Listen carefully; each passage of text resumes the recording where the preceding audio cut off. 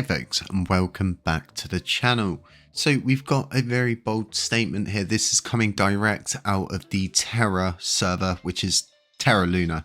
So I'm just going to read out for what it is. Hey guys, today we publicly announced Do's interim resignation and Chris Amani's appointment as CEO of TFL. This is news that I think will clear too many already, given Do's situation in Montenegro, but I wanted to share it here so everyone was aware. You can find full details in the press release here, as well as the WSJ article covering the announcement here. The purpose of this press release was to primarily to demonstrate between Do's personal legal affairs and the ongoing operations of the TFL, the company. This separation enables us to be much more proactive in our communications moving forward, which I expect translate to greater positive momentum for our projects in the coming months. Now, what's very interesting is how many thought he would just be straight out and everything would be fine. The issue is justice systems in other countries, they just don't work the same as they do here. Or, you know, wherever you live, or you may live in a country where the justice system is a little bit off. Montenegro is on probably some of the highest lists for corrupt, let's say, is probably a good term to use here. He's going to be out there a while, and then this is a last resort, I believe, for Terra to separate themselves from Dokwon and move forward. The biggest issue I'm finding right now with what they're saying is, we know Dokwon has the ledger. We know the ledger has been taken likely as evidence or whatever, but that is probably in an evidence lockup somewhere if someone hasn't already taken it and is trying to crack it. There is a lot of money tied into that ledger. If I was to, that would be the only key to get to that. Other than that, the likelihood would be he's got a backup of those seed phrases somewhere so he can recover said wallet on ledger.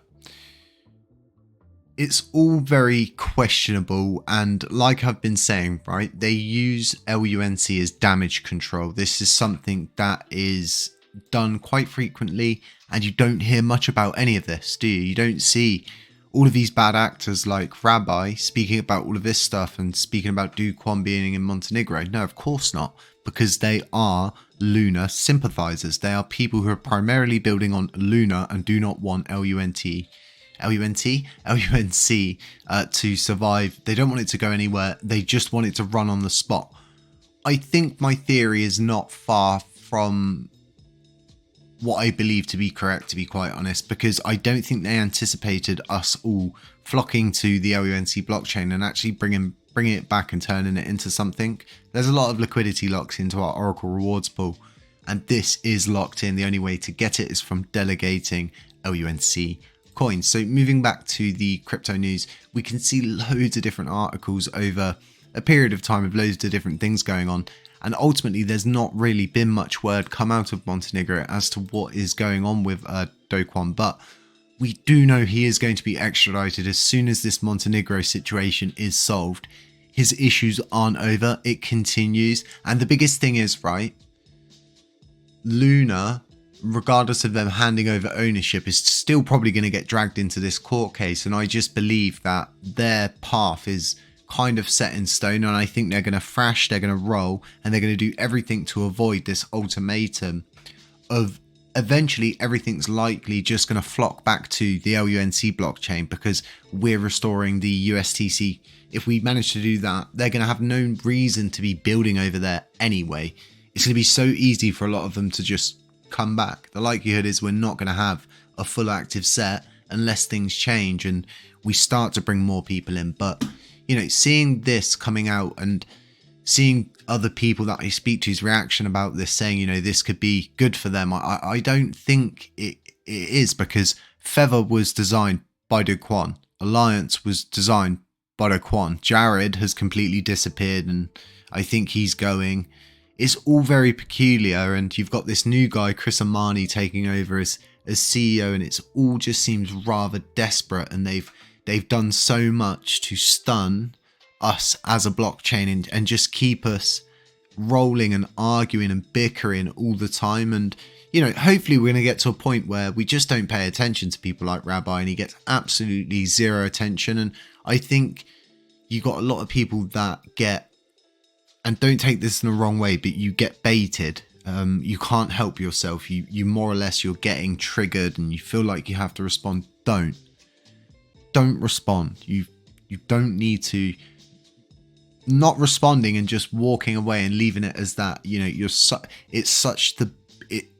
for me it feels better. I always feel much better just ignoring stuff like that and rising above it all and just sort of looking at the positives. And, you know, these people want the same thing over and over again. And, you know, go search their tweets. There's nothing about Dokwon and all of the criminal activities that are going on.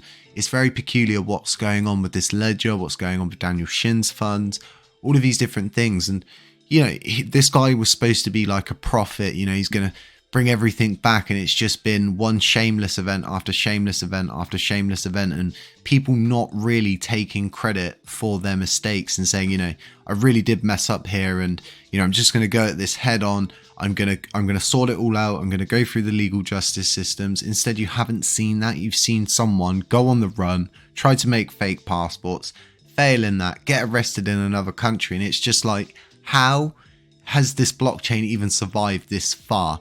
You know, we're not the idiots here. We're not the stupid blockchain. This blockchain is the stupid blockchain, the one that has followed a criminal.